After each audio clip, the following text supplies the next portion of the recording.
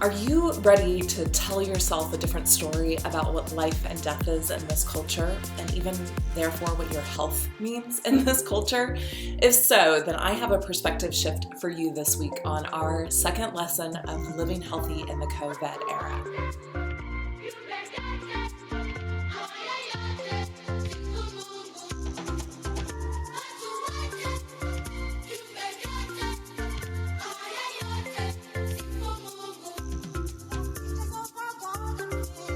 Hi, I'm Holly McCormick, and I am the creator of this series and of movement medicine.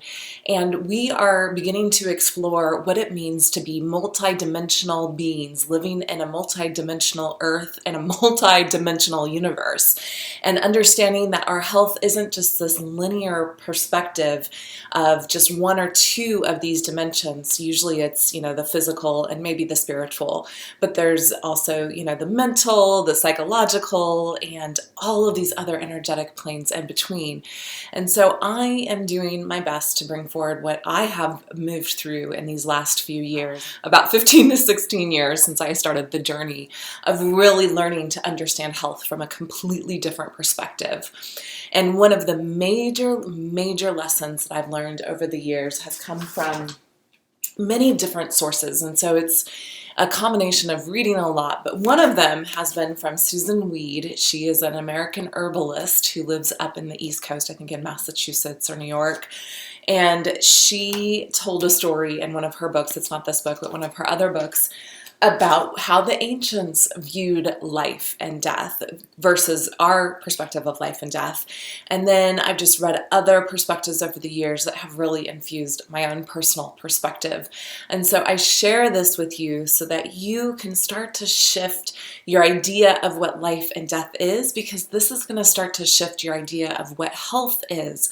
Health isn't, again, if you watch the first lesson in this series, it's not this state that we're trying to aim for, and therefore once we get there, we're there for the rest of our lives. That is not what health is. Health is really this dance between harmonizing all of these different energies within us, and it fluctuates just like a dance would. It fluctuates and flows, ebbs and flows with the state of the world. It's influenced not just by our own mental health and our own well-being, but by the state of the world, by the state of those living around us, by our culture, by the stories we tell us.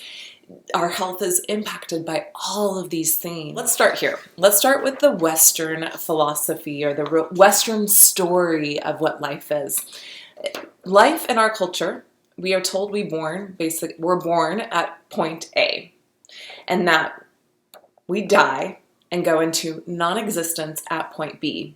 Now, I'm not going to go into what this fully means. That will be coming out more in the book, in the series of books that I'm writing about the life and death story that we tell ourselves in this culture.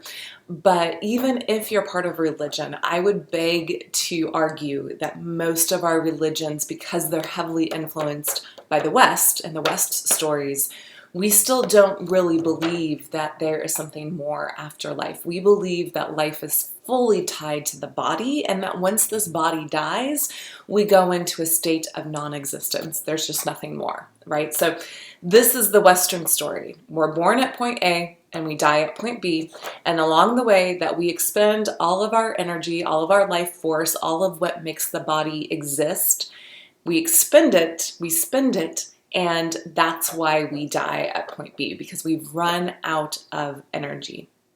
Okay, so there is what is underlying all of the West in their story about life and death. Okay, point A to point B, non-existence, and we expend all of our energy.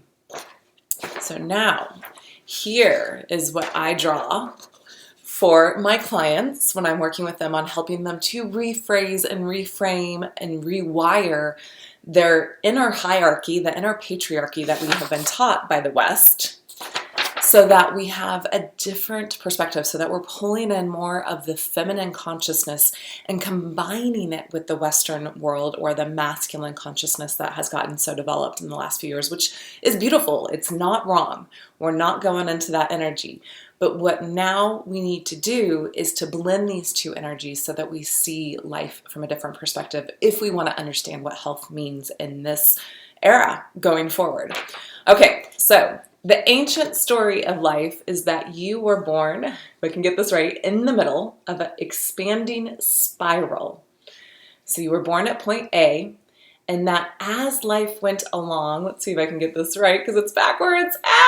Okay, you get what I mean.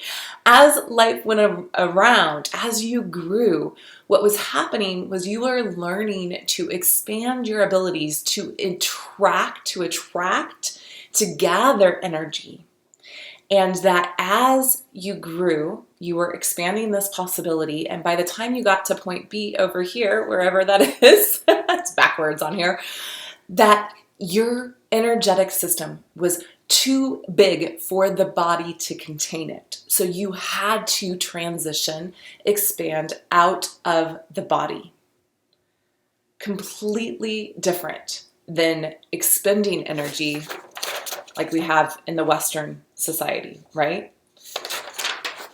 So if this becomes the new story of your foundation for health, this is going to shift everything in your life. And this is why it's lesson number 2.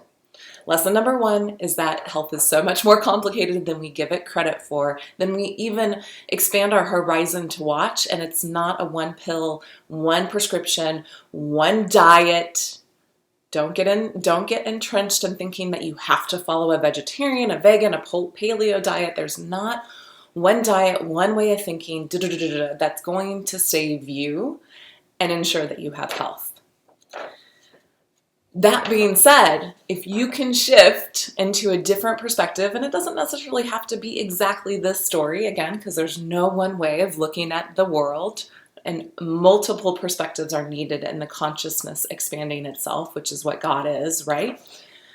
This is a way that you can expand. Maybe start here and then see what comes your way to expand this idea of, instead of expending all of the energy you got at birth over here, and therefore dying, going into non-existence because you basically run out of energy, can you expand your story? Can you shift your story to say, hey, I actually want to learn how to gather, harness, and use the energy that's available to me to the point where I am so enlightened that I have to have a transfiguration of my own. If you know the Christian, that's actually combining Buddhism and Christianism, right? So Jesus had a transfiguration. He knew how to harness the energy all around him. He knew how to expand his consciousness, his awareness, so that he could harness that energy and transfigure his physical body out of the physical into the energetic.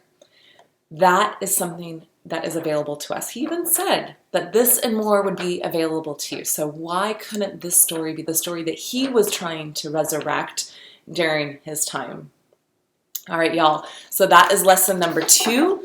If you haven't seen, please come join us on Tuesday evenings, 7:30 Central Time, 5:30 Pacific Time. Do your time zones to talk deeper about these perspectives for free. It's totally gratis at this point because I'm exploring the way to bring this material in. And because I like to perspective shift, I'm really exploring the idea of letting this be by investment, decided by you type of scenario. That means that I will have this material up on websites, up on YouTube, wherever you can find it, and you get to decide how much value are you getting out of these lessons and how much value do you want to get. Because when you put your money towards something, that's your root chakra. We'll learn about this too. You're saying to the universe, I value this and this is what I want in my life. Do you want to attract more energy? Or do you want to spend your energy? So this is a perspective shift on investing in this type of energy for yourself as well. All right, if that doesn't make sense to you, come on Tuesday and learn more. And it is really just going to be a time to dive in and get real, talk about the things that are going on in this world. We're not going to spiritually bypass things. If you're feeling heavy and distraught and yucky, then bring that and allow us to sit in that. That's also what this time is for. And allow us to help each other be able to transmute this energy into something that is going to be beneficial for us. Because unless we face it first, we're never going to have health. We have to face what's going on in us first in order to have real health. And that's a little Easter egg for next week's lesson. All right, so much love. Bye-bye.